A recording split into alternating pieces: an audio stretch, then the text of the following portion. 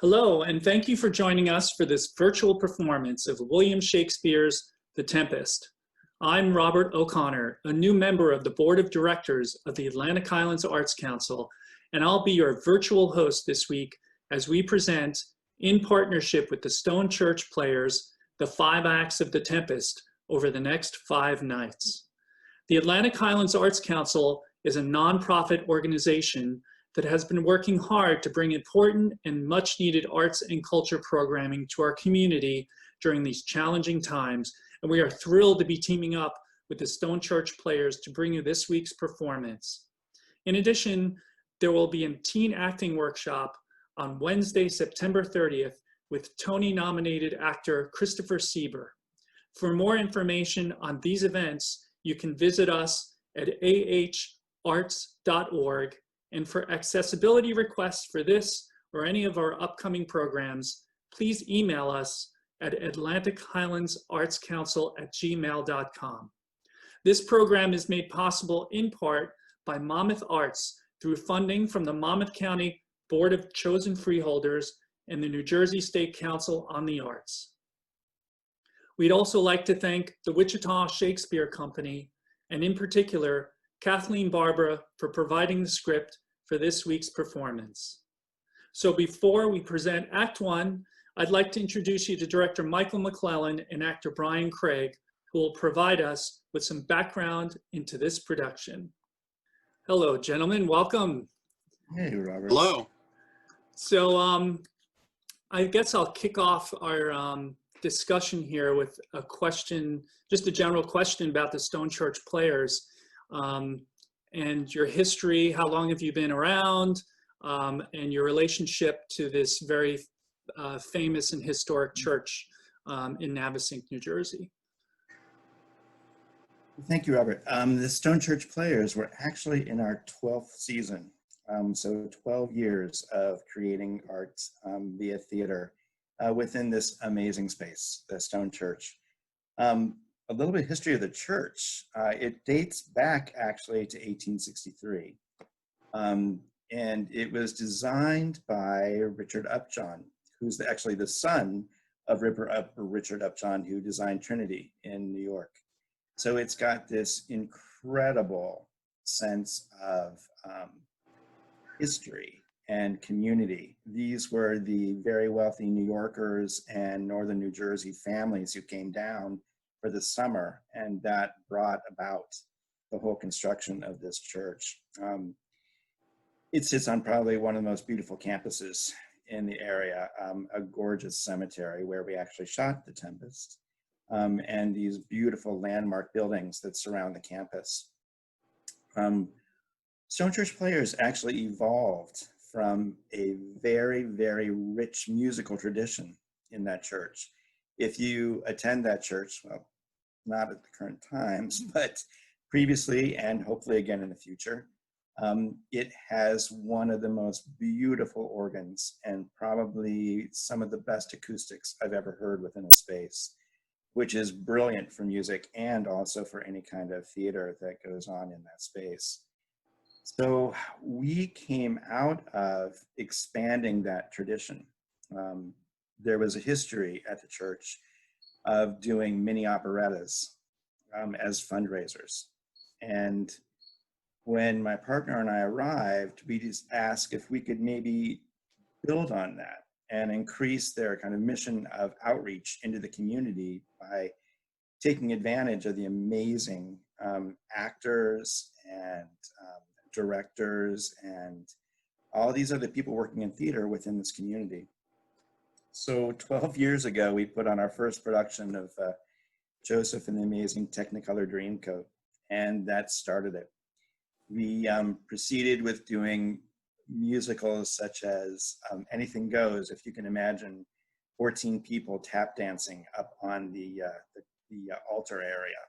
That sent a couple shivers through the congregation.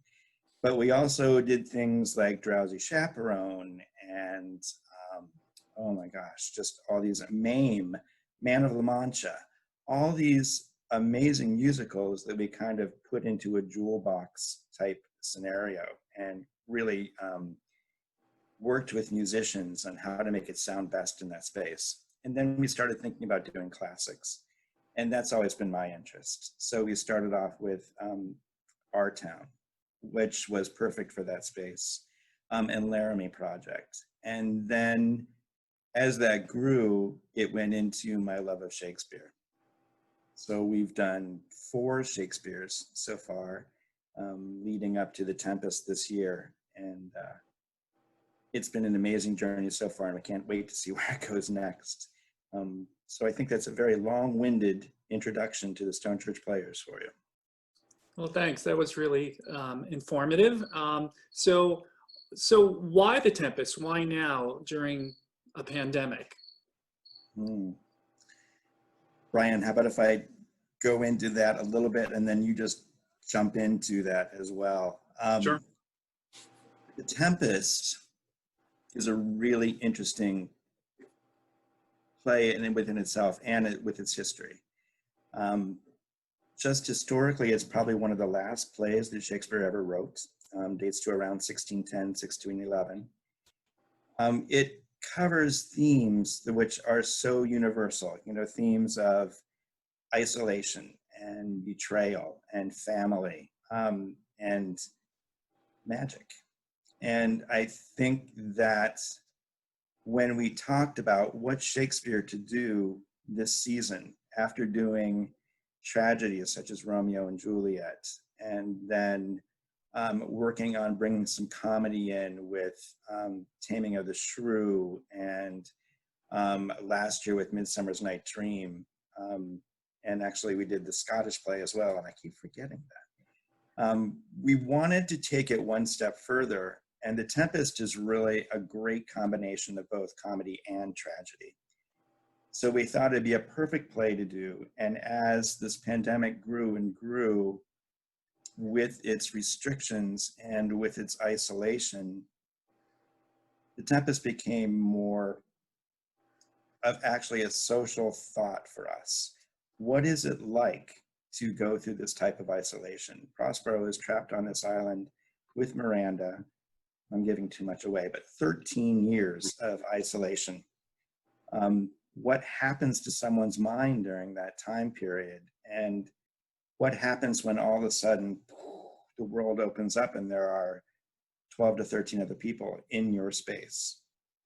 So that's what I was thinking with The Tempest. But Brian, I'm curious as to what brought you there. Well, to pick up on what you were saying, especially about what happens to one's mind in isolation like that, you can look at this play on the surface and say, okay, this is a man who conjures up a storm in order to bring these people onto the island so he can see them again. But even before the pandemic, my sense of the character was it's possible to read it as happening inside his head, because he has been on this island for 12, 13 years, and he's trying at last to process it, and a way to do that would be to figure out some way to bring these people onto this island so he can see them again. And boy, what am I going to say to these people if I ever see them again? They deposed me from my dukedom. They put me on a rickety boat and put me on this little island. And, there's that element of it too. And yes, it's something that in most stagings tends to be done with this, a lot of stagecraft, a lot of magic. But I think there's a real extent to which this is happening in people's minds, and in Prospero's mind, rather. And, I think a lot of people are kind of going through that, because if you're stuck in one place, you've got a lot of time to think. And that's, I think, what's happened to Prospero. Agreed. So I'm very curious as to this working in a pandemic and trying to put on this play virtually. So what was it like doing that with the social distancing requirements, not being able to perform before a live audience? Were there new creative opportunities? You know, what were some of the challenges and maybe some of the good things that came out of it? I think that when we went into this, we kept having the idea that it'll get better, it'll get better, it'll get better, and we'll be on that stage, and we'll just go ahead and we'll cast it and we'll remain optimistic and keep going. And then when it became very evident that this was not the path this play was going to move on, I have, or actually the Stone Church Players has an amazing board, and we're so grateful for that. And when we started talking about it, we really decided that our mission and our goal was to figure out how best to move theater and storytelling in general forward with these restrictions. We didn't want to see, especially in this New Jersey area, there are so many amazing theater companies. And we wanted to kind of reach out and say, hey, look, we came up with this. Have courage, keep moving forward, keep thinking of ways to keep this storytelling going forward, because it's so important for people to have some kind of escape. So what we did was we thought, okay, we will do a virtual recording of this. And we went the route of Zoom. So all of a sudden, rehearsals went into Brady Bunch with boom, boom, boom, boom, boom, boom, boom, 12 people up on a screen doing readings, and we only had 4 of them. Now, normally a production would be at least 4 to 6 weeks of individual working with a director, and then staging, and then blocking, and putting it together. And we realized we had a product that we had to put together in a very short amount of time, with a lot of emphasis on the actors doing a lot of homework and a lot of their own rehearsals with each other, however they could. And then we realized that since we wouldn't have a stage, what are we going to do? And we were walking outside and on that beautiful campus and thinking, there it is, it's right there. We can record it within the cemetery and we can basically film it. But then all of these restrictions come into play, like how do you do this? Characters cannot be more than or less than 6 feet apart. So how do you show interaction between them when they're shipwrecked? And you want to kind of show that seclusion and isolation, but yet you have to maintain a distance. So those were a lot of issues that we had to decide and talk about and figure out how to do, with the goal of making sure that every single person on this was safe at all times. I mean, it came down to even when we thought about how do we give them lunch. So we had fried chicken with each piece wrapped in its own piece of, cellophane, and cookies put in bags of 3. And every detail that we went through was really influenced by how can you bring people together to work on a project during this time. So that's my perspective, but Brian, you were part of that. So yeah, I want to emphasize that what you're going to see is a staged reading.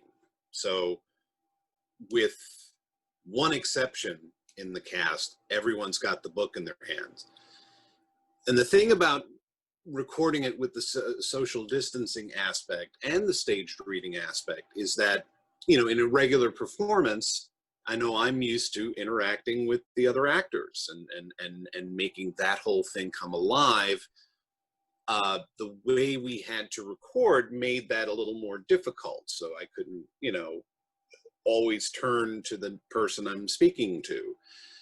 That forced an emphasis on the language and people telling the story. And that, is I think we accomplish that, and I hope you'll see that over the next 5 nights. Yeah, so we only have a few minutes left here. I was wondering, do you think this is going to change how things go forward for you in terms of when things, quote unquote, go back to normal? You know, your future productions?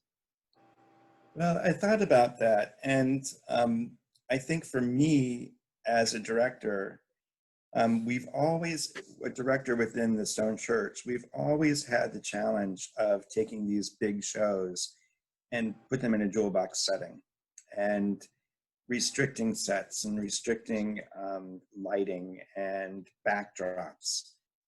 I think what I took out of this is that you could really make that work.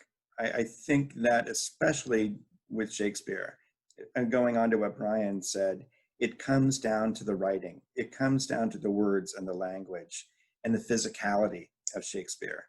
And I think that those directions going forward, or those aspects, are really going to be even more prominent in my mind. How do I bring out the physicality? How do I bring out the language even more than spending $4,000 on costumes? So that was the lesson that I took out of that. Ryan? I think it offers possibilities for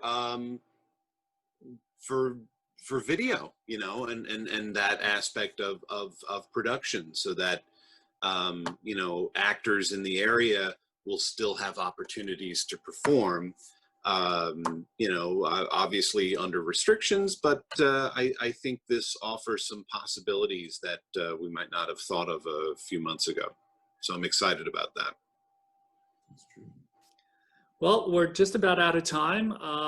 I want to thank you both very much. We're very excited to see your work, which is going to start in just a moment. So everyone, thank you, and Act 1 of The Tempest. Enjoy.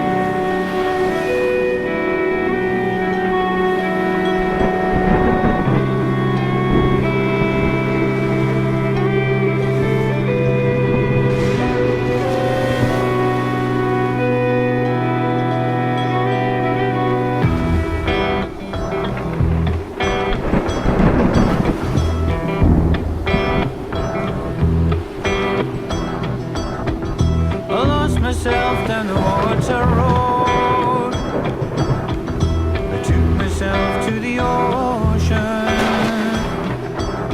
Sure, when I walk I'd be by myself, shook from sleep by the motion of the breathing body beside my own, as the sun lengthens our shadows. I call my home, where we bless the light when it comes.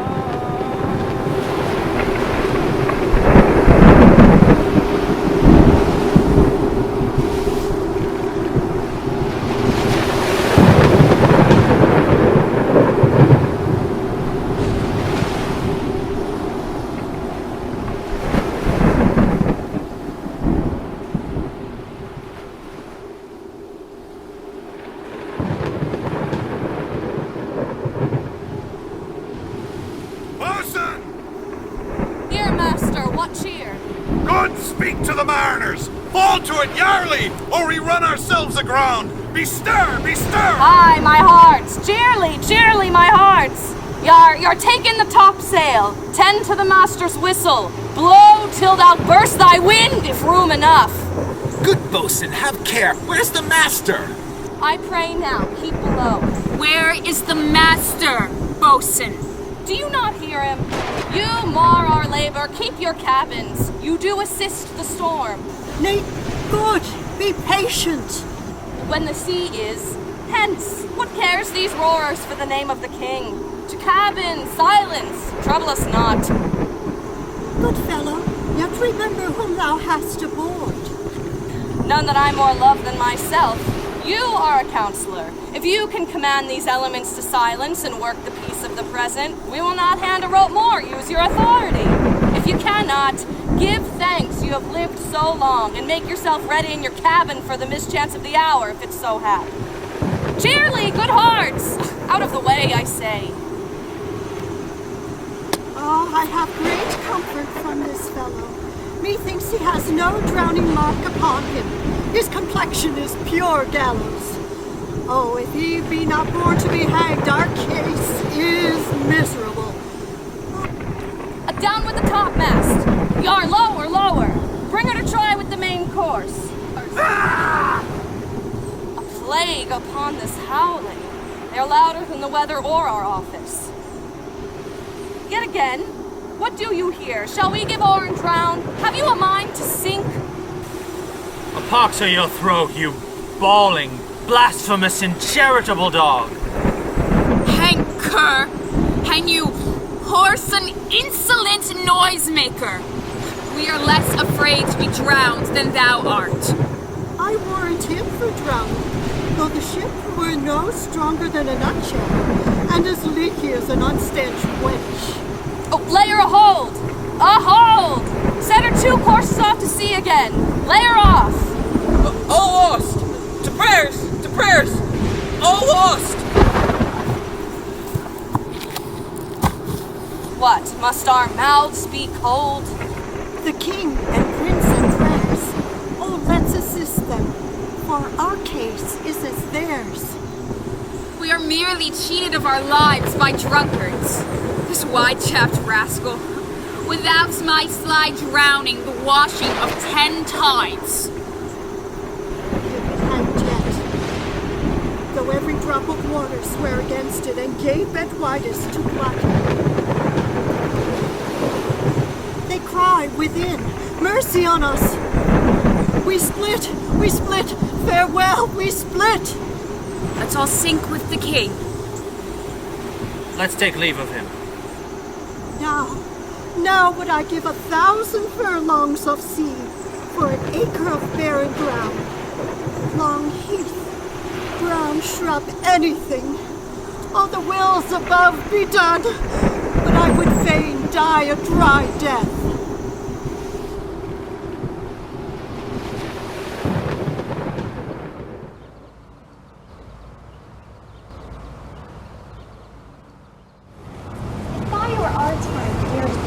You've put the wild waters on this shore, allay them. The sky, it seems, would pour down a stinking pitch, but that the sea mounting to the locust, that was water. Whom I have suffered with those that I saw suffer, a brave vessel who had, no doubt, some noble creature injured, dashed all to pieces. Oh, the cry did knock against my poor heart. Poor souls, they perished. Had I been any god of power, I would have sunk the sea within the earth, or ere it should, the good ship to have swallowed the fraughting souls within her. Be collected. No more amazement. Tell your piteous heart there's no harm done. Oh, woe the day! No harm! I've done nothing but in care of thee. Thee, my dear one, thee, my father, who art ignorant of what thou art, not knowing whence I am, nor that I am more better than Prospero, full master of a poor cell, by no greater father. More to know they can never meddle with my thoughts. This time I should inform thee farther. And thy hand, pluck my magic garment from me. So, lie there, my art. quite thou thine eyes. Have comfort. The dire spectacle of the wreck, which touched the very virtue of compassion in me, I have with such provision in mine arm, so safely ordered, that there is no flow, no, not so much provision as a hair, into any creature on the ship which thou didst try, which thou saidst sink. Thou must know farther. You have often begun to tell me that I am, but stop. The hour is now come. The very minute bids thee ope thine ear. Obey and be attentive. Canst thou remember a time before we came unto the cell? I do not think thou canst, for then thou wast not out 3 years old. Certainly, sir, I can. 'Tis far off and rather like a dream than an assurance that my remembrance warrants. Had I not 4 or 5 women's that attended me? Well, thou hadst and more, Miranda. But how is it that this lives in thy mind?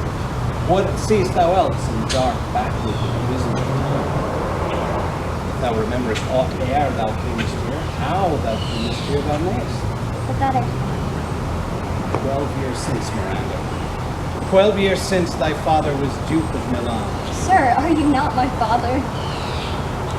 Mother was a piece of virtue, and she said thou wast my daughter. And thy father was Duke of Milan, and thou his only heir, and princess no worse issue. Oh, the heavens, what foul play had we that we came there from thence? Or lest, what Both, my girl. Thy foul play, as thou sayest, when we heave thence, but blessedly come hither. My heart bleeds to think of the team that I've turned into, which is from my remembrance. Please, your father. My sister and thy aunt, called Antonia, I pray thee, Marco. My sister, so perfidious, she who next thyself of all the world I loved, and to her put the manage of my state, that the government I cast upon my sister, to my state grew stranger, being transported and wrapped in secret studies. Thy false aunt, dost thou attend me? Certainly. Being once perfected how to grant suits, how to deny them, who to advance and who to trash for overtopping, new created the creatures that were mine, I say, or changed them, or else new formed them. Having both the key of officer and office, set all hearts of the state to what tune pleased her ear. Thou attendst not. Oh, good sir, I do. Pray thee, mark me. I, thus neglecting worldly ends, all dedicated to closeness and the bettering of my mind with that which, but by being so tired or prize or popular fate. My false sister awaked an evil of nature. My trust, like a good parent, did beget of her a falsehood in its contrary as great as my trust was, which indeed had no limit, a confidence sans bound. She, thus being rewarded, made such a sitter of my memory. Credit her own lies, she did believe she was indeed the Duke. Dost thou hear? Your tale, sir, would cure deafness. To have no screen between this part she played and him she played it for, she needs would be absolute Milan. Me, poor man, my library was dukedom enough. Temporal royalty she now thinks me incapable. Mark her condition in the event, then tell me if this might be a sister. I should sin to think but nobly of my grandmother. Good wombs have borne that offspring. Now the condition.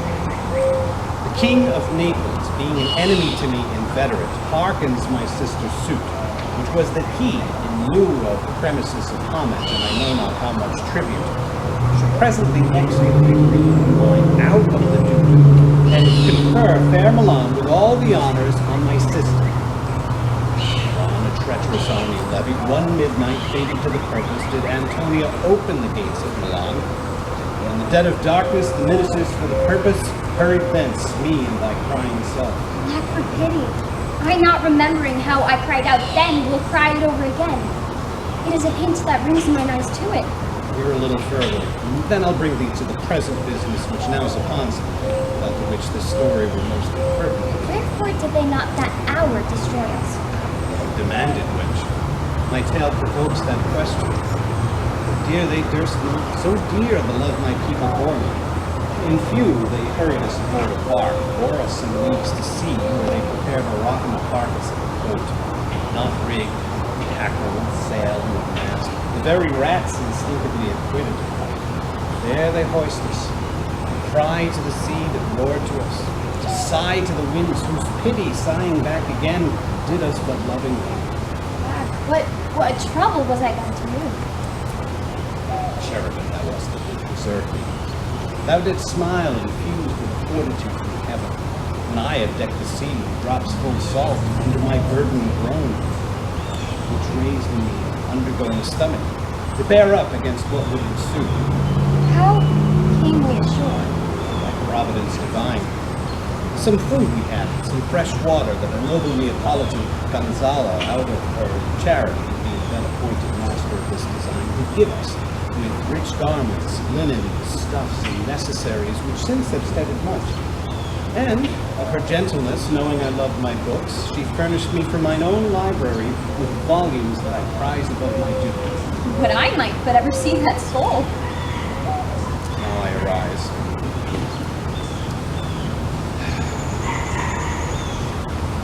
Sit still and hear the last of this sea song. Here in this island we arrived, and here have I, thy schoolmaster, who can do no profit than other princesses can, that have more time for vainer hours and tutors not so careful. Heavens, thank you for it. And now I pray you, sir, for still 'tis beating in my mind, your reason for raising this sea storm? No thus far forth. By accident most strange, bountiful fortune, now my dear lady, hath mine enemies brought to this shore.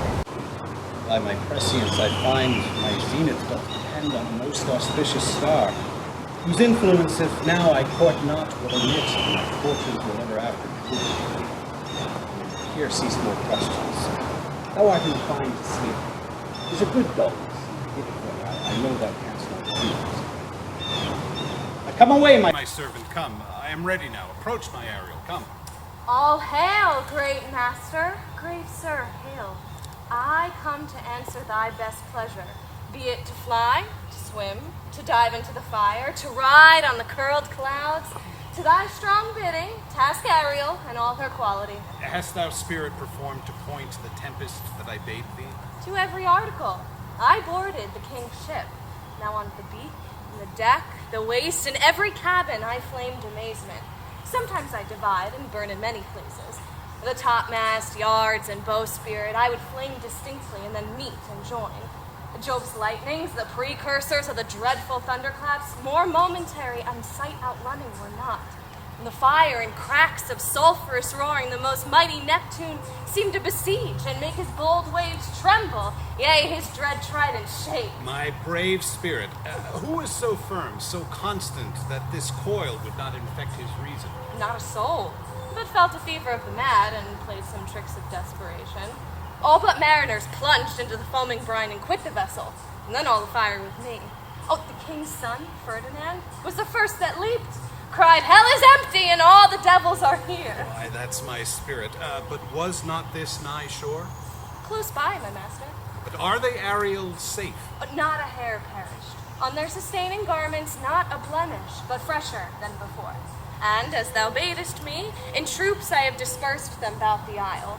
The king's son I have landed by himself, cooling of the air with sighs in an odd angle of the isle, his arms in this sad knot. Safely in harbor is the king's ship, the mariners all under hatches stowed.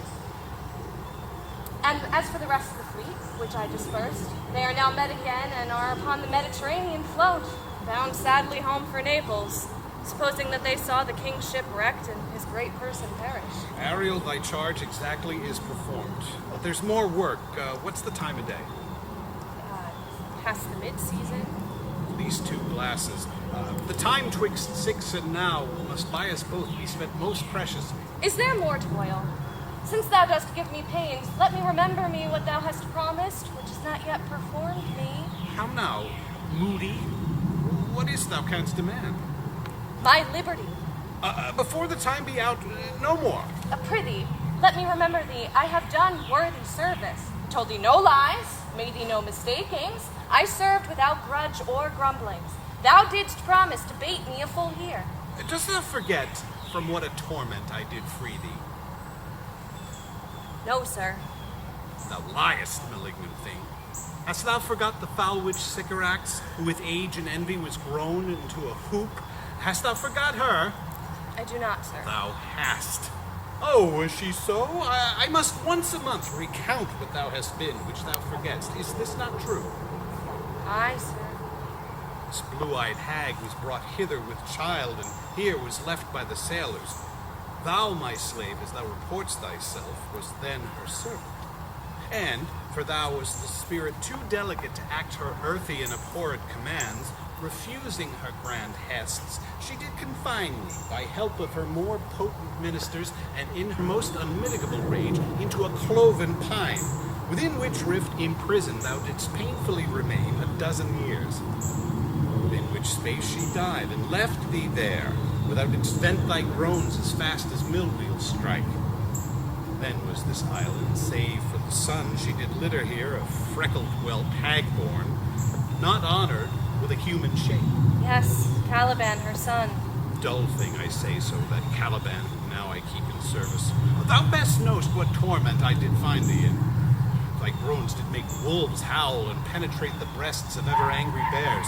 It was mine art, when I arrived and heard thee, that made gape the pine and let thee out. And I thank thee, master. If thou more murmurst, I will rend an oak and peg thee in its knotty entrails till thou hast howled away 12 winters. Pardon, master. I will be correspondent to command and do my spiriting gently. Do so, and after 2 days I will discharge thee. Now that's my good master! Oh, what shall I do? Say what? What shall I do? Go make thyself like a nymph of the sea. Be subject to no sight but thine and mine, invisible to every eyeball else. Awake, dear heart, awake. Thou hast slept well. Awake. The strangeness of your story put heaviness in me. Well, shake it off.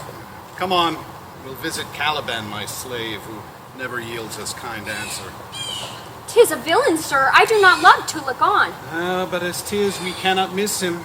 He does make our fire, fetch in our wood, and serves in offices that profit us.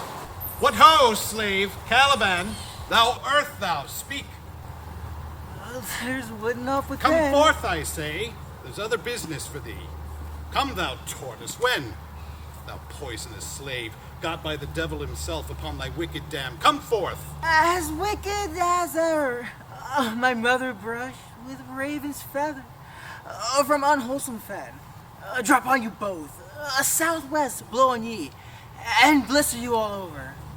For this, be sure that tonight thou shalt have cramps, side stitches that shall pen thy breath up. I must eat my dinner. This island's mine, by Sycorax, my mother, which thou takest from me. When thou camest first, thou strokest me, and made much of me. Would thou give me waters with berry in it, and teach me how to name the bigger light, that burn by day and night, and how I love thee, and show thee all the qualities of the isle, the fresh springs, brine pits, barren places, and fertile. Cursed be that I did so. Thou most lying slave, whom stripes may move, not kindness. I have used thee, filth as thou art, with human care, and lodged thee in mine own cell, till thou didst seek to violate the honor of my child. Wouldn't have been done, thou did prevent me. I had people out, this isle, with Calibans. Abhorred slave, which any print of goodness wilt not take, being capable of all ill. I pitied thee, took pains to make thee speak, taught thee each hour one thing or other. But thy vile race, though thou didst learn, had that in which good natures could not abide to be with. Therefore wast thou deservedly confined unto this rock, who deserved more than a prison. You taught me language, and my profit on it is I know how to curse. The red plague rid you for learning me your language. Hag seed hence! Fetch us in fuel, and be quick, thou art best, to answer other business. Shrugst thou, malice? If thou neglectst or dost unwillingly what I command, I'll rack thee with old cramps, fill all thy bones with aches, make thee roar that beasts shall tremble at thy din. No, pray thee, I must obey. His art is of such power, it will control my dame's god, Setebos, and make a vassal out of him. So, slave, hence! Come unto these yellow sands, and then take hands. Curtsied when you have kissed, the wild waves whist, footed feetly here and there, and sweet sprites the burthen bear.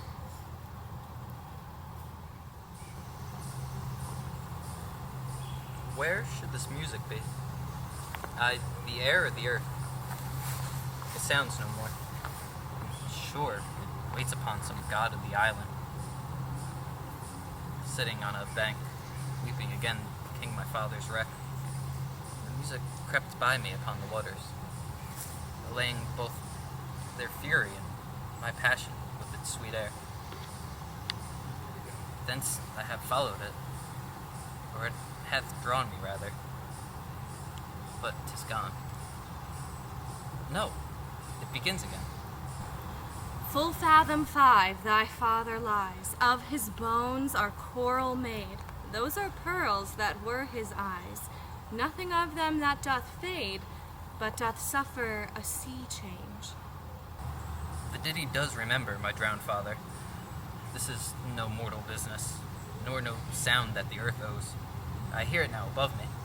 The fringed curtain of thine eyes advance, and say what thou seest yond. What is it, a spirit? No, wench. It eats and sleeps, and hath such senses as we have such. This gallant which thou seest was in the wreck, and but he's something stained with grief, which is beauty's canker, thou mightst call him a goodly person.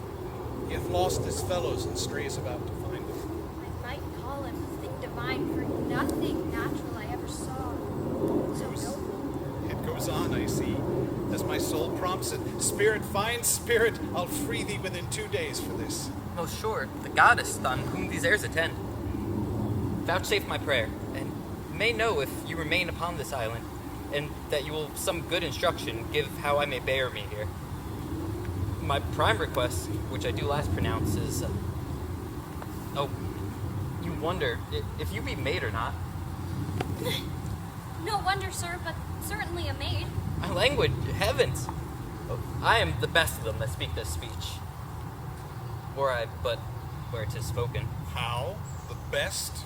What wert thou if the King of Naples heard thee? A single thing, as I am now, that wonders to hear thee speak of Naples. He does hear me, and that he does, I weep, myself am Naples, who with mine eyes, never since at ebb, beheld the king my father's wreck. Lack for mercy. Yes, faith and all his lords, the Duke of Milan and his brave son being twain. The Duke of Milan and his more braver daughter could control thee if now 'twere fit to do it. At the first sight they had changed eyes. Delicate Ariel, I'll set thee free for this. A word, good sir. I fear you have done yourself some wrong. A word. Why speaks my father so urgently? This is the third man that e'er I saw, the first that e'er I sighed for. Pity move my father to be inclined my way.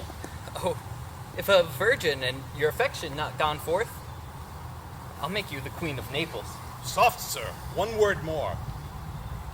They are both in either's powers, but this swift business I must uneasy make, lest too light winning make the prize light.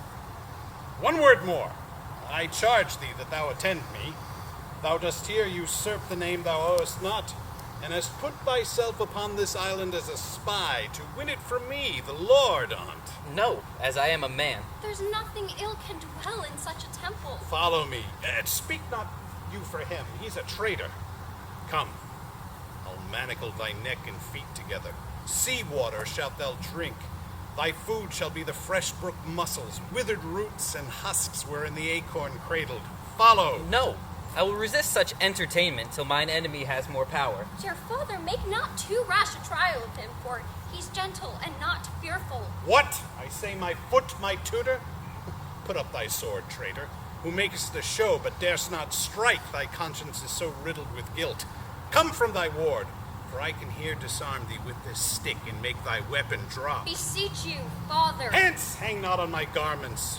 Sir, have pity. I'll be a surety. Silence! One word more shall make me chide thee, if not hate thee. What? An advocate for an impostor? Hush. Thou thinkst there is no more such shapes in he, having seen but him and Caliban? Foolish wench. To the most of men, this is a Caliban, and they to him are angels. My affections, then, are the most humble. I have no ambition to see a goodlier man. Come on, obey. Thy nerves are in their infancy again and have no vigor in them. So they are. My spirit's as in a dream, where bound up. My father's loss, the weakness which I feel, the wreck of all my friends, nor this man's threats, to whom I am subdued, are but light to me. Might I but through my prison, once a day, behold this maid. All corners else of the earth, let liberty make use of. Space enough have I in such a prison. Works. Come on. Thou hast done well, fine Ariel. Follow me. Hark what thou else shalt do me. Be of comfort. My father's of a better nature, sir, than he appears by speech. This is unwonted which now came from him. Thou shalt be free as mountain winds, but then exactly do all points of my command.